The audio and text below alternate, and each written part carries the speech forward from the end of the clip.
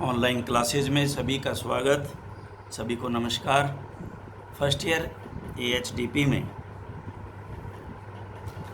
Physiology में हमने पिछले लेक्चर में डिस्कस किया था ग्लाइकोजेनोलाइसिस, और अभी हमने पिछले लेक्चर में ग्लाइकोलाइसिस भी पढ़ लिया था। ये पूरी की पूरी क्रिया, इसमें पायरुविक एसिड मैंने आपको बताया बनता है, जो आगे क्रैब साइकिल में एंटर करेगा। और क्रैब साइकिल जो है वो मैंने आपको बताया था, ये जो पूरा का पूरा एक्शन है ये सेल की माइटोकॉन्ड्रिया में चलता है।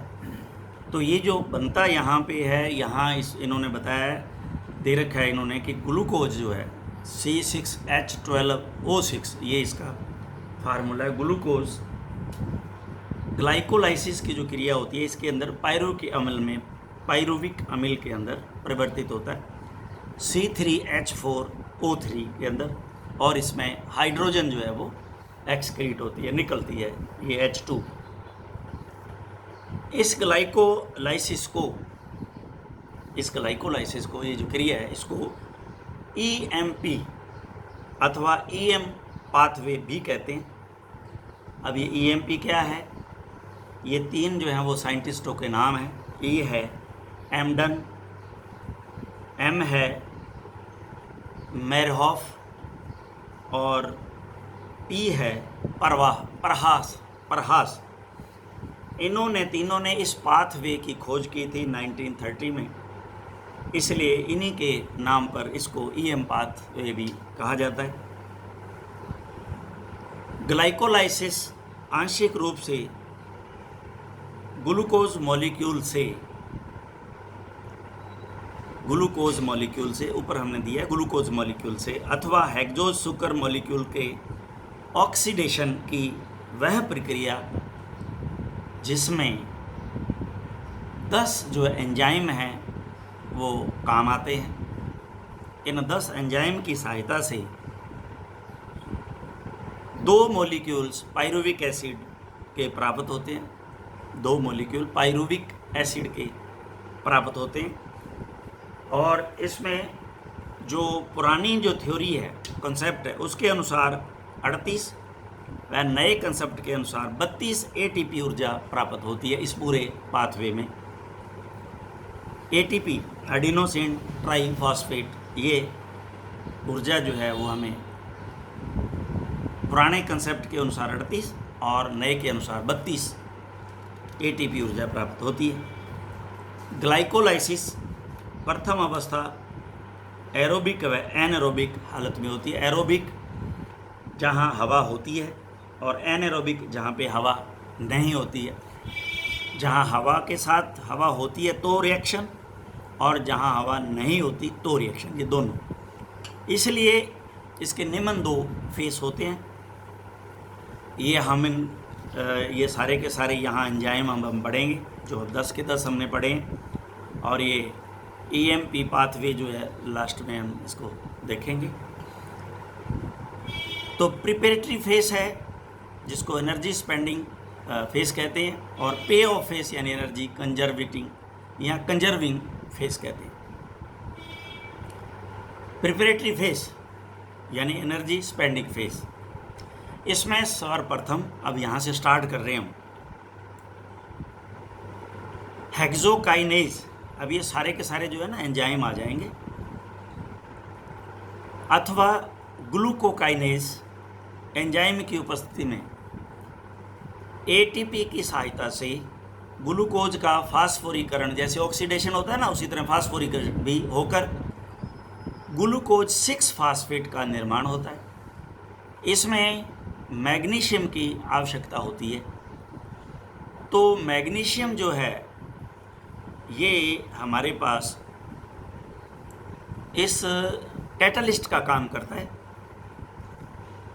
नो डाउट ग्लूकोकाइनेज जो एंजाइम है वो भी एक कैटलिस्ट का काम करता है, लेकिन मैग्नीशियम की उपस्थिति में ये रिएक्शन बहुत तेज होता है और इसमें मैग्नीशियम की आवश्यकता होती है। ये कैटलिस्ट का काम करते हैं। अब कैटलिस्ट आपको मैंने बताया था कल भी कि जो रिएक्शन चल रहा है, जो एक्शन चल रहा है, उसकी गति को तेज करने के लिए कुछ डाल दिया जाता है, तो जिससे तेज रिएक्शन होता है वो कैटलिस्ट कहलाता है। हेक्सोकाइनेज सभी उत्तकों में होता है, यानी कि ये जो एंजाइम है वो सभी उत्तकों के अंदर होता है, लेकिन ग्लूकोकाइनेज केवल यकृत में होता है। ग्लूकोकाइनेज और दूसरा हमने पढ़ा था फॉस्फेटेज, पीछे मैंने पढ़ाया था आपको, लीवर में फॉस्फेटेज होता है, इसलिए जो है वो ग्लूकोज में ग्लाइकोजन ग्लूकोज में कन्वर्ट होता है, लेकिन मसल में नहीं होता क्योंकि उनके अंदर ये फॉस्फेटेज नहीं होता या ग्लूकोकाइनेज नहीं होता। तो ये एक्शन दिखा रखा है इन्होंने, ये देखिए ग्लूकोज ग्लाइकोकाइनेज और मैग्नीशियम की उपस्थिति में ग्लूकोज 6 फास्फेट में तब्दील होता है, एटीपी और एडीपी एडिनोसिन डाइफॉस्फेट, ये क्रिया जो है वो संपन्न होती है।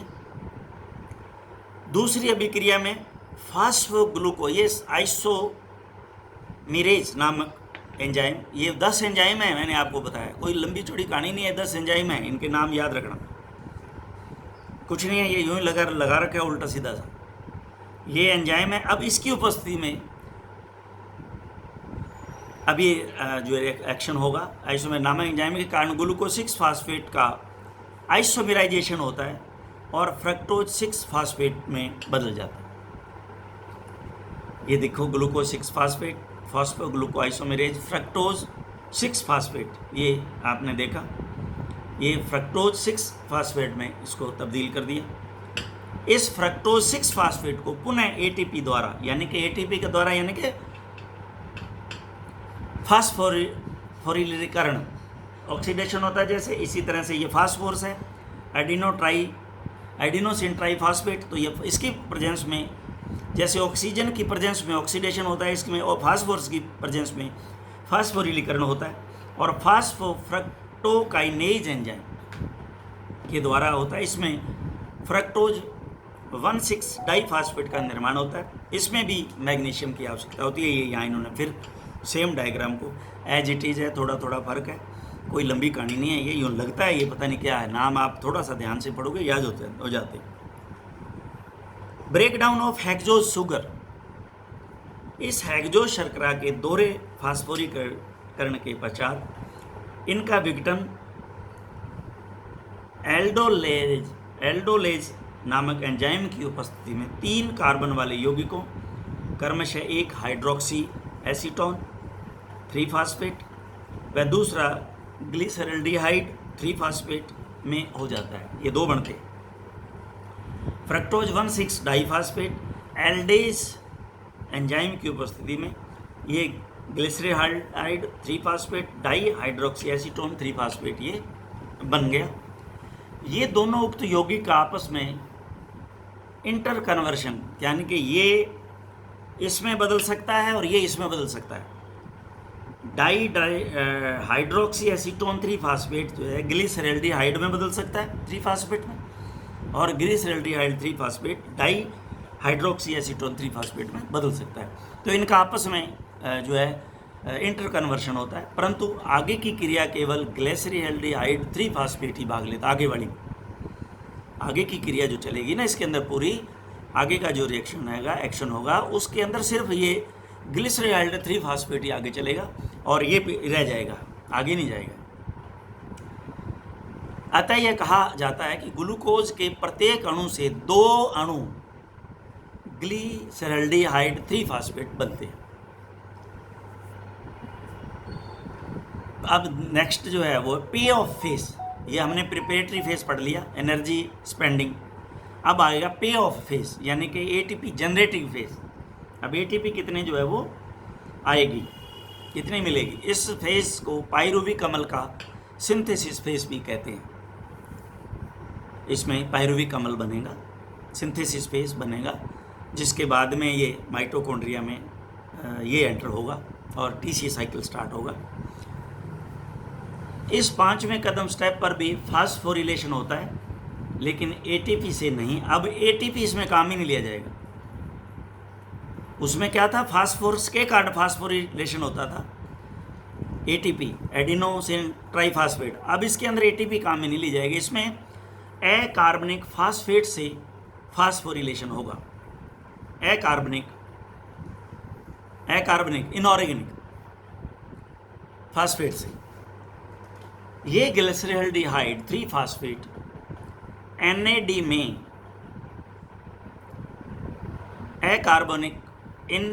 ये जो अकार्बनिक फास्फेट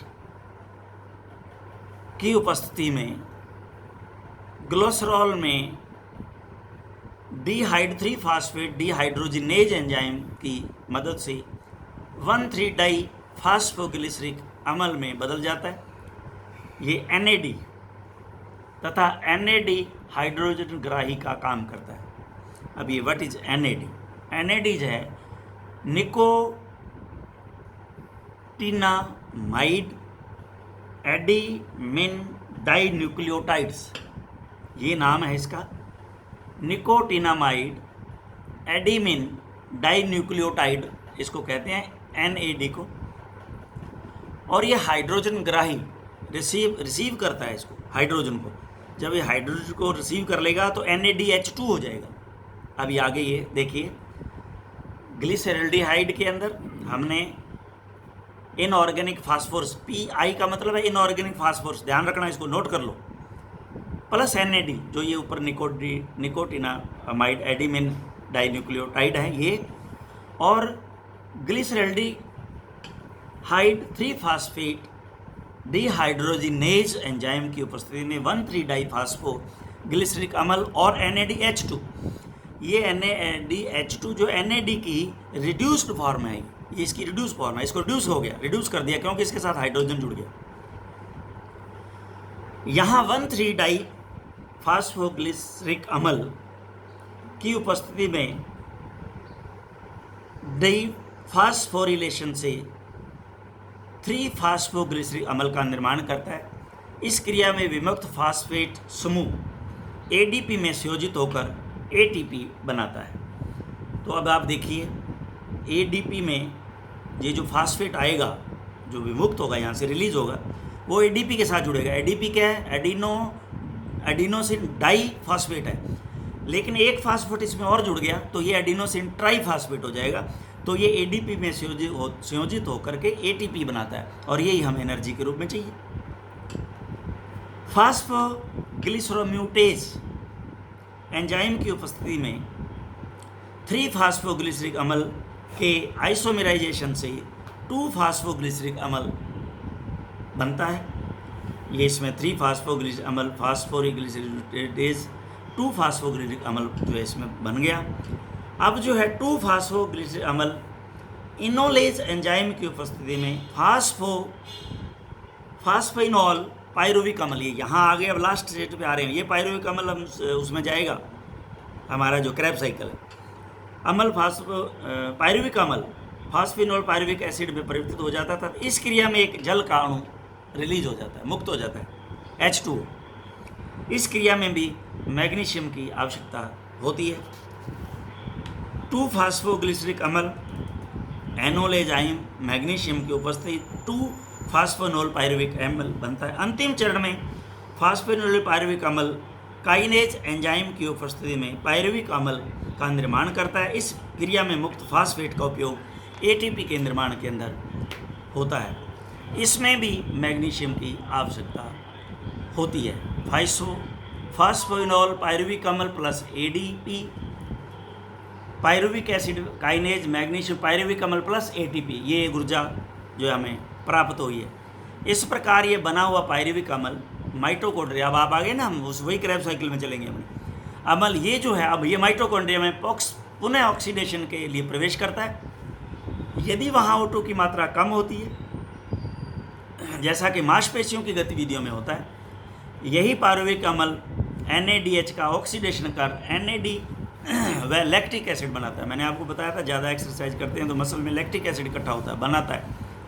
यह एरोबिक कंडीशन है, वहाँ ये एरोबिक कंडीशन है में बना लैक्टिक एसिड यकृत को स्थानांतरित हो जाता है क्यों हो जाता है? क्योंकि हमें पता है कि ग्लाइकोजन जो है पुनः लिवर के अंदर ही ग्लाइकोजन जो है ग्लूकोज में परिवर्तित हो सकता है, मसल्स में नहीं हो सकता क्योंकि इसमें फास्फेटेज एंजाइम नहीं होता। ग्लाइकोजन पुनः परिवर्तित कर दिया जाता है क्योंकि इस प्रकार मैकेनिज्म मांसपेशियों में नहीं हो सकती क्योंकि इसमें फास्फेटेज नामक एंजाइम नहीं होता।